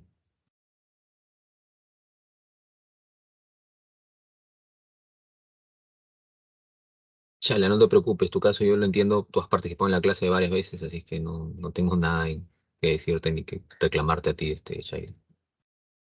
Me gustaría que haya más estudiantes así. A ver, Astrid nos dice, quiero ser la mejor versión de mí misma. Miriam, quiero ingresar. Olenka, porque quiero estar lista para mi examen de admisión. Misael, porque quiero entrar a la universidad. Sheila, para tener un mejor futuro. Kevin, para reforzar mi conocimiento y dar bien mi examen. Gwendolyn, porque quiero estar lista para la vida en la U y obvio ingresar. Marieli, quiero aprender y demostrar mis conocimientos. Y Alessandra, quiero aprender más y superarme. Ya son los que han respondido a la pregunta. Ok. Cada uno de ustedes tiene un por qué está acá, ¿no? Hay algunos que posiblemente tampoco estén claros. O sea, hay algunos que sí lo tienen claro, hay otros que no. Eh, Acá en esta misma aula pueden haber diferentes casos. Hay estudiantes que sí tienen claro lo que desean, ¿no? Y hay otros que de pronto, bueno, los matricularon y en fin, ¿no? O sea, no eligieron estar acá, ¿no? Entonces, posiblemente también no se esfuercen tanto por estudiar en ese aspecto. Eh, Habrá otros que sí, ¿no? Tienen claridad con respecto a lo que quieren y quizás se esfuerzan un poco más.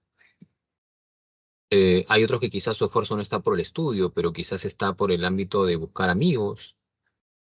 Eh, en fin, cada uno tiene un porqué. Cada persona tiene algo que la mueve a actuar.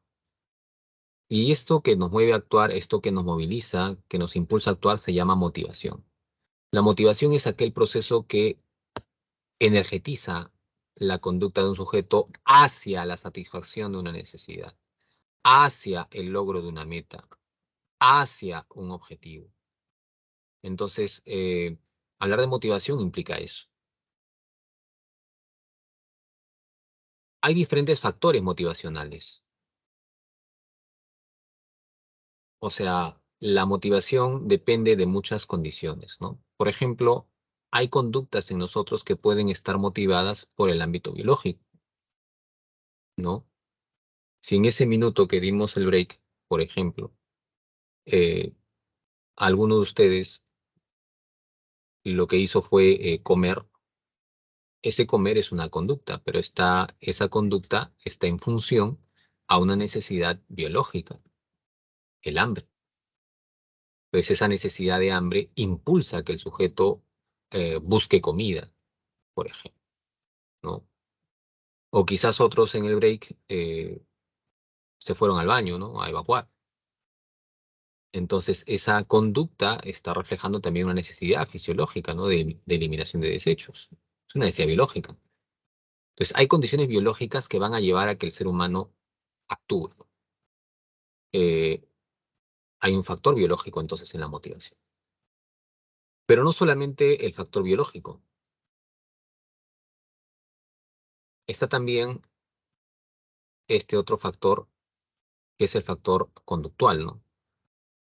Siempre que te hablen de conductas ahí se refiere básicamente a acciones observables, ¿no? Entonces, las conductas para motivarse muchas veces están en función también a reforzadores, a incentivos, ¿no? En ese aspecto.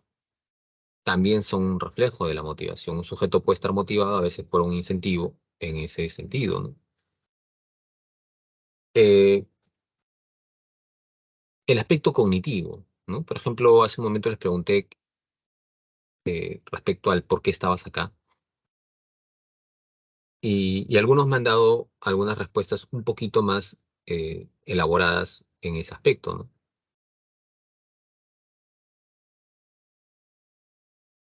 Por ejemplo,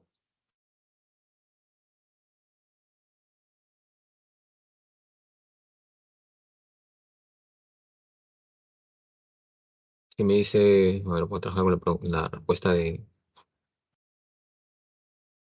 Olenka, dice, pues quiero estar lista para mi examen de admisión. Ya. Y podemos ir más allá, ¿no? ¿Y por qué quieres dar un examen de admisión?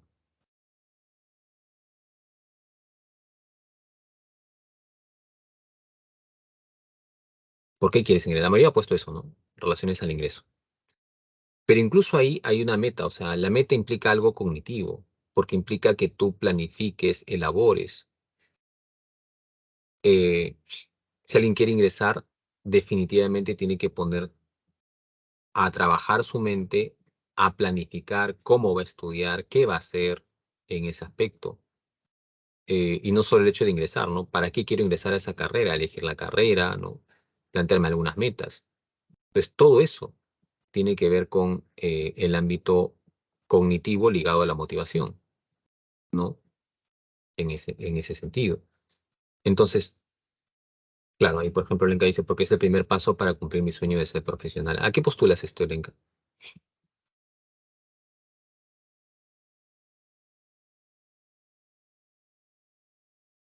Bueno, entonces la motivación cuando tiene un plano cognitivo, ¿no? Se refiere a eso, ¿no? A que uno, a través de las metas que elabora, y la meta es un aspecto motivacional, definitivamente también hay elementos cognitivos que te permiten elaborar esas metas. Ajá, ajá, medicina, dice Olenka. Ok.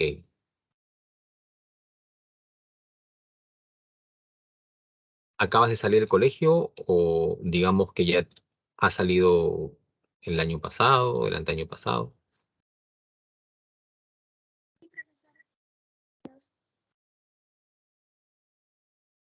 Creo que me estabas hablando.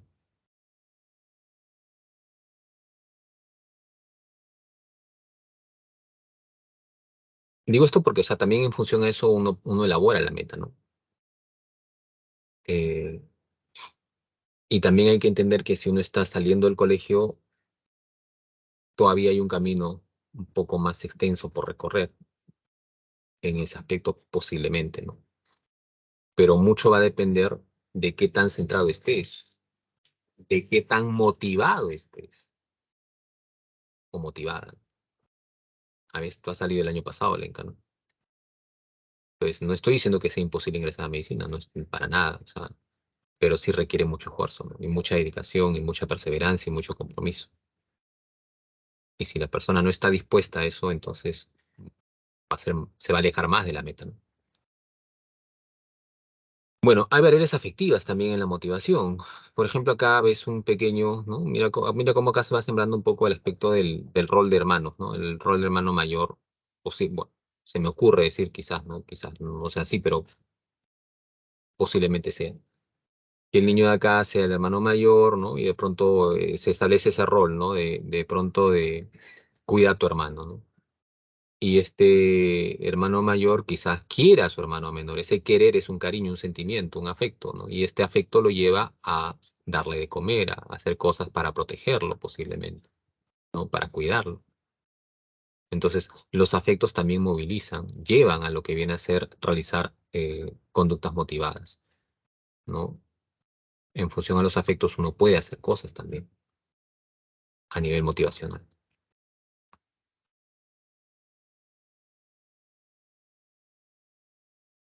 Y lo otro es el plano ético, ¿no? También la motivación está sujeta a condiciones éticas. ¿Por qué? Porque no todos van a hacer las mismas cosas.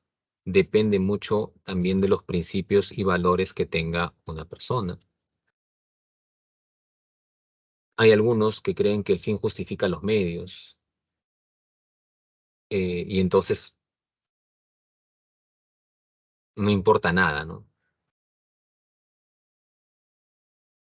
Esto que hablaban hace un momento, ¿no? Respecto a lo que pasó en el último examen, ¿no? En relación a esto de que tuvieron que postergarlo por a los que iban a medicina, ¿no? Porque se descubrió que había chicos que habían hecho trampa y que obviamente esto estaba en medio de una situación de sospecha de fraude, etcétera, etcétera, ¿no? Entonces, la pregunta es, ¿por qué hay gente que se presta para eso, ¿no? O sea, eso no es que todos se presten para eso, pero hay algunos que sí. Entonces, eso tiene que ver con condiciones éticas, pues, ¿no? No todos van a hacer las cosas por dinero, no todos van a hacer las cosas, muchas veces uno va a hacer cosas por principios también. ¿No? Y eso tiene que ver con el plano ético. Ahora, esos principios éticos, esos valores morales que uno tenga, difieren pues de persona en persona, ¿no? Si no, mira a tus congresistas, ¿no? No son para nada un buen modelo, muchos de ellos, ¿no? Por ahí quizás algunos se salve, pero son contaditos, ¿no?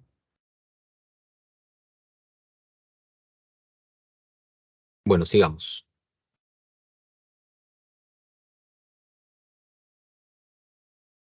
Esto es bastante importante, sobre todo para que tú tengas en cuenta, ¿no? O sea, el hecho de un indicador motivacional. Y no sé si habrá un papá o una mamá que también esté ahí, cerca a la laptop de su hijo, ¿no? Señora, señor, no le crea a su hijo cuando diga yo quiero ingresar. Ya, eso solamente es palabra, ya. Créale cuando cumpla con estos indicadores. Ahí créale a su hijo que quiere ingresar, ¿no? ¿Cuáles son esos indicadores de que alguien realmente quiere ingresar? Ahí los tiene. Los paso a explicar. Elección. ¿A qué se refiere la elección? Una persona motivada, Cuando alguien está motivado para algo, elige actividades a realizar. Si tú realmente quieres ingresar, no me puedes decir que estás estudiando igual que en el colegio, pues, porque es otro sistema.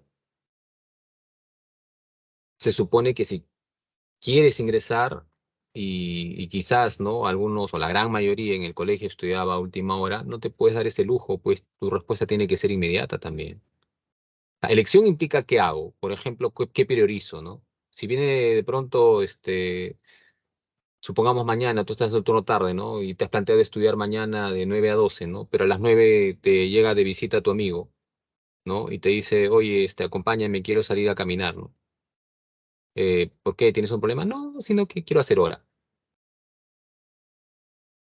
Y tú simplemente dices, vamos, pues, no estás priorizando, no estás demostrando que quieres ingresar, porque no estás priorizando actividades en función a la meta, ¿se entiende? Si tú dices, no, todavía el examen de admisión es en marzo, ¿no? Todavía falta un mes, ya después estudio. Pues no está, por más que digas yo quiero ingresar, cambiar el mundo, qué sé yo, no estás demostrando, porque tu conducta no está siendo inmediata. Y cuando me refiero a estudiar, no me refiero a estar en clases, me refiero a que practiques fuera de clase, ¿no? Y que eso también debe saberlo tu papá y tu mamá. O sea, no basta con que tú estés en clase para que ingreses, tienes que practicar fuera de clase.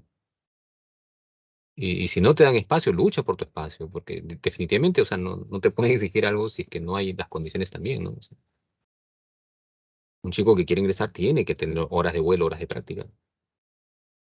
Y ahí viene la persistencia, justamente. Son muy pocos los casos que han ingresado a la primera. O sea, la mayoría de estudiantes toma un tiempo y muchas veces habrán tenido caídas y de pronto no les salió algo y se frustraban porque algo no les salía y de pronto postularon y por mucho que se esforzaron no ingresaron. Pero ¿sabes quién termina ingresando finalmente? Aquel que asume ese golpe de no ingresar, se para y vuelve a la lucha. ¿Qué está haciendo esa persona? Persistente por lo que quiere. Pero si alguien no está tan claro con lo que quiere, rápido se desanima, ¿no? Y el otro indicador es el esfuerzo. Si una persona realmente, en este caso estamos hablando del ingreso, realmente quiere ingresar, tiene que esforzarse, pues, tiene que derrochar energía en el aula, participar, fuera de clase, preguntar a sus consultas académicas, está preguntando, correteando a sus profesores, ¿no? Yo trabajo en consultas académicas y hay chicos que los conozco desde la primera semana, que semana a semana preguntan, ¿no? ¿Por qué? Porque se nota, pues, que son persistentes y además hay esfuerzo de ellos, ¿no? Entonces, esos aspectos tienen que ver con las personas que están motivadas, ¿no? La motivación se refleja en esos indicadores. Ahora analiza tú qué tan cerca estás en ese aspecto o qué tanto te falta. Y si no, revisa también tus metas, ¿no?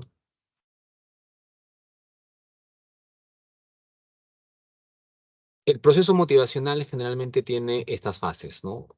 Todo comienza con el estado motivacional donde se presenta una necesidad, sea fisiológica o sea psicológica. La necesidad fisiológica, ¿no? Por ejemplo, en este caso, la persona posiblemente se haya desgastado corriendo, ha perdido líquido y entonces, ¿qué va a experimentar? Sed. La sed es la necesidad fisiológica, que va a llevar a que la persona la impulse a buscar líquido, conducta motivada, buscar líquido, conseguir el líquido, ingerir el líquido. Y una vez que ingiere el líquido necesario, ¿qué obtiene? Satisfacción, tercera fase. Lo mismo en el ámbito psicológico, o sea, en la necesidad psicológica. Esta mujer que tienes acá, pues es Gladys Tejeda, ¿no? Bastante conocida en el atletismo peruano, que alguna vez, pues en su juventud se planteó también metas, ¿no? Respecto a lo que quería con respecto al atletismo. Quería destacar en ese ámbito y entonces no se quedó en el solamente quiero. Si realmente quiere, tuvo que demostrarlo con su conducta. Ser un atleta de alta competencia implica entrenar, a pesar de que falte auspicios, conseguir, buscar herramientas, eh, tener una nutrición pertinente, sacrificarse muchas veces para poder entrenar. Esto es la conducta motivada. Y cuando finalmente obtiene, ¿no? algunos reconocimientos, pues tendrá satisfacción, ¿no? Entonces, El proceso motivacional generalmente comprende estas etapas, ¿no? Estado motivacional, conducta motivada y estado de satisfacción.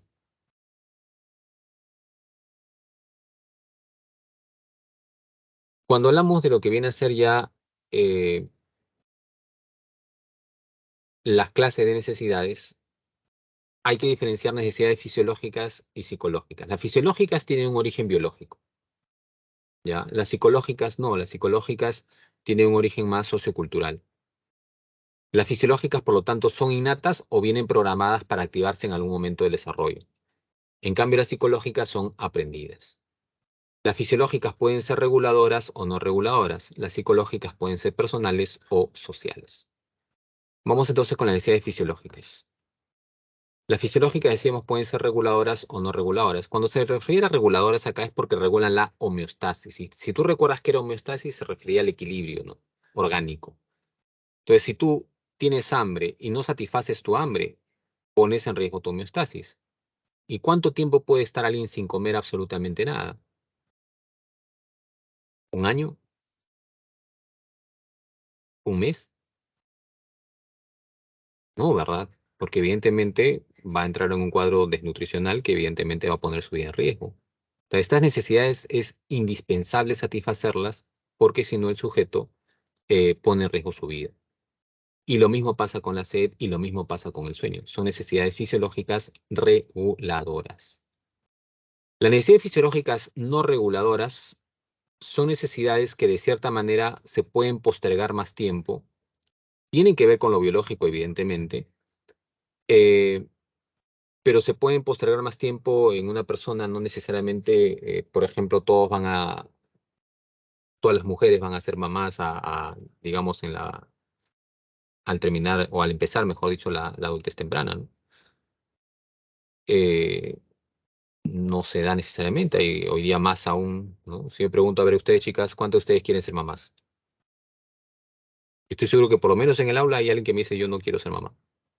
No ahorita, sino me refiero a futuro.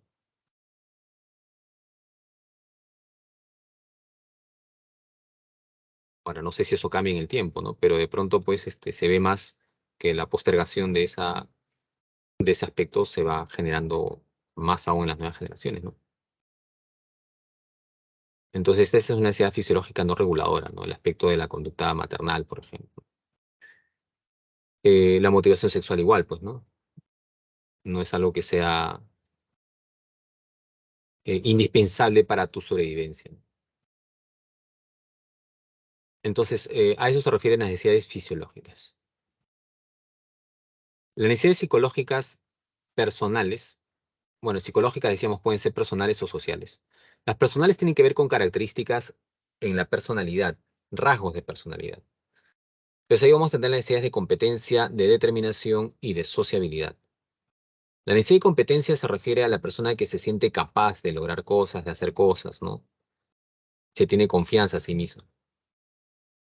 Eh, y esto le impulsa a que se plantee algunas metas, pues, algunos retos, ¿no? La necesidad de determinación se refiere a la persona que es capaz o tiene esta necesidad de tomar sus propias decisiones, de ser autónomo, de ser el causante de lo que le ocurre en la vida. Por eso sale de causación personal, ¿no? Y no todas las personas tienen esa necesidad de determinación con la misma intensidad. Pues hay personas, por ejemplo, hay pequeños que tú lo ves, ¿no? 3, 4 añitos, la mamá dice, ponte esto. No, no quiero, no me gusta. Yo quiero este, ¿no? Ya van mostrando su necesidad de determinación. Hay algunos que tienen 18 añitos y todavía siguen preguntando a la mamá qué me pongo, ¿no? Pues no todos tienen el mismo nivel de autonomía, si te das cuenta. Eso tiene que ver con necesidad de determinación. Y la necesidad de sociabilidad tiene que ver con el hecho de pertenencia a los grupos, con el hecho de, bueno, básicamente con la característica de que una persona sea intro o extro, ¿no? Si una persona es introvertida, puede pasar bastante tiempo sin de pronto necesitar de la compañía de otras personas. En cambio, un extro necesita constantemente estar acompañado, ¿no? Esa necesidad de sociabilidad va a ser mucho más intensa en un extrovertido que en un intro, ¿no? Entonces, como tiene que ver con características personales, por eso se llaman necesidades psicológicas de esa manera personales. Las necesidades psicológicas sociales son ya necesidades que se observa en el grupo, en ese aspecto, en el grupo. Y vamos a encontrar acá la necesidad del logro, de poder y de afiliación. Mira, para que lo recuerdes rápido, ¿no? En tu colegio, ¿había alguien o hay alguien que constantemente saque los primeros puestos?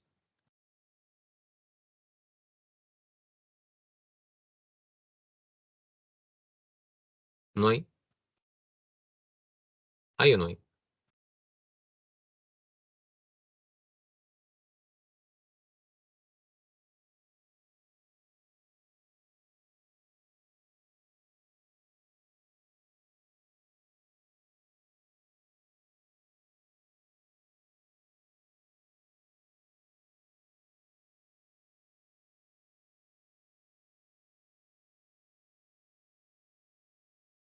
Ya.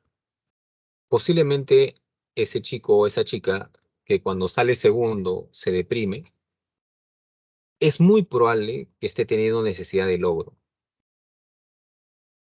y que muchas veces le dice, oye, pero he sacado segundo. Sí, pero yo quería sacar el primero.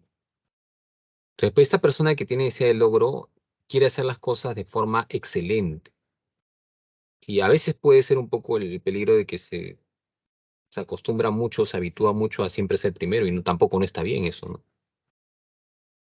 En ese aspecto. Eh, es más, hay padres que fomentan eso, ¿no? Hijito, los segundos puestos no valen, nadie se acuerda de ellos. Siempre tienes que ser primero. El chico se vuelve más ansioso, ¿no? Cuando entra acá a la pre, sobre todo. Hay chicos que han sido primeros por en su colegio, dan su examen acá y están en caída libre. A ver, dile al papá cuánta ansiedad va a tener ese chico o esa chica.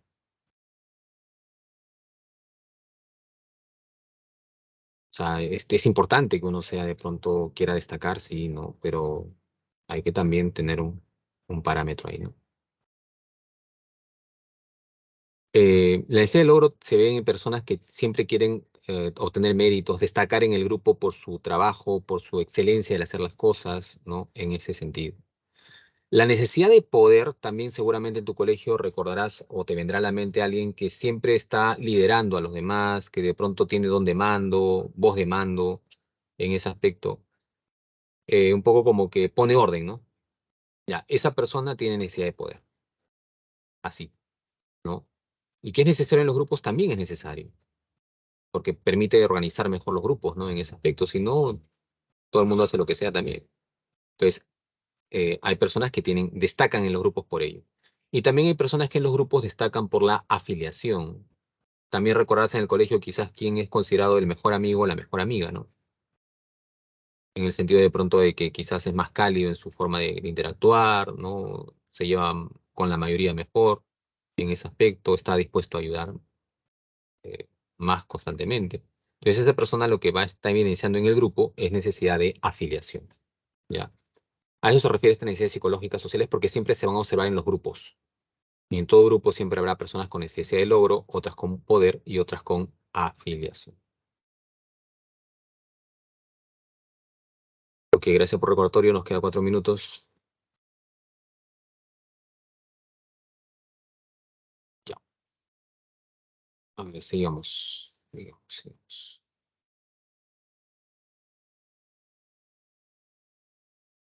El otro punto ya es la necesidad, la jerarquía de necesidades de Abraham Maslow, ¿no? Abraham Maslow es un teórico humanista, lo vimos también en la primera clase, el humanismo. Y para Maslow, las personas tienen necesidades que se pueden establecer o alguien las estableció en una pirámide, ¿no? Para Maslow, todos tenemos potencial hacia la autorrealización, pero no todos plasman esa necesidad. O sea, el potencial está en cada persona, pero no todos van a llegar allí, porque muchos en la vida están dormidos. Para Maslow, para llegar a autorrealización, primero la persona tenía que haber satisfecho todo lo previo. Entonces, Necesidades fisiológicas, por ejemplo, nadie puede estar pensando en autorrealización, por ejemplo, implica una necesidad de crecimiento, de lo que viene a ser crecimiento como persona, crecimiento intelectual, desarrollo de talentos. Nadie puede estar pensando pues en cambiar el mundo, ¿no? Si no tiene que comer. Entonces, las necesidades fisiológicas van a ser lo primero que el sujeto o la persona debe satisfacer. Si la persona satisface eso gradualmente, parcialmente, ¿no? O totalmente, entonces ya puede experimentar necesidad de seguridad, buscar que el mundo tenga un orden, no estar en la incertidumbre, ¿no? Tener cierta estabilidad. Si la persona satisface esa necesidad, entonces la persona ya lo que va a buscar es formar parte de un grupo, sentirse parte de un grupo familiar, un grupo de amigos, en fin, necesidad de pertenencia. Y si la persona satisface esa necesidad, entonces va a buscar destacar en el grupo. Destacar en el grupo implica pues necesidad de estima, tener reconocimiento, logro, fama, ¿no? En ese aspecto. Para Maslow, todas esas necesidades son de carencia. La última es una necesidad de trascendencia, de crecimiento como persona, como ser humano. A esa se llama necesidad de autorrealización. Para Maslow, no todas las personas llegaban a autorrealizarse, porque para llegar ahí había que satisfacer todo lo previo, ¿no? En ese sentido. Ahora, todos sí, sin excepción, vamos a experimentar necesidades fisiológicas, eso sin duda, ¿ok? Por eso la pirámide, ¿no? Y finalmente, cuando se habla acá de la motivación extrínseca e intrínseca, ¿no? Eh, parte esto de la teoría de la autodeterminación. No es difícil. Motivación extrínseca es cuando el sujeto hace algo en función a una recompensa. Hace las cosas, se motiva por un premio. Y la motivación intrínseca es cuando no necesita de algo adicional. El solo hecho de hacer la conducta hace que disfrute la persona. Eso es motivación intrínseca, ¿no? Entonces, por ejemplo, ¿no? Si un estudiante le gusta leer, le fascina leer de pronto algún tipo de literatura y no necesita de que le den puntos, no necesita de que lo premien, ¿no? En fin, eso es motivación intrínseca. Pero si de pronto un estudiante, la mamá para motivarlo tiene que decirle, no, hijito, mira, si tú logras tener un buen puntaje, entonces yo te compro la última versión de PlayStation. Y ese estudiante ahora estudia como nunca antes, ¿no? Aumentó su rendimiento. Entonces, ¿qué es eso? Motivación extrínseca. Está en función a algo externo. Bien, básicamente por ahí es el parámetro de diferenciación. Bien, jóvenes, ahí están las claves. Sáquenle captura, por favor. Y hasta ahí llegaríamos el día de hoy. Gracias por su atención, sobre todo a aquellos que han participado y los que no me simpatizan. Ya. Espero que la siguiente se conecten con más pilas, por favor. Listo. Ahí nos quedamos. Cuídense. Nos vemos hasta la próxima clase.